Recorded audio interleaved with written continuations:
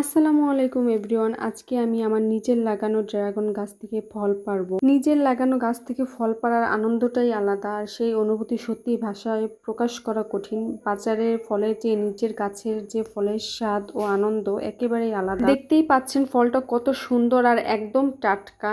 এখন চলুন ভেতরটা কেটে দেখাই ভেতরের রংটা কেমন। ওয়াও, গাঢ় মেজেন্টা কালারের রং আর একদম ভিতরে রসালো। দেখতে যতটা সুন্দর, খেতেও ঠিক তার থেকে বেশি মজা। অনেক দিনের যত্ন, অপেক্ষার, ভালোবাসার ফল আজ হাতে পেলাম।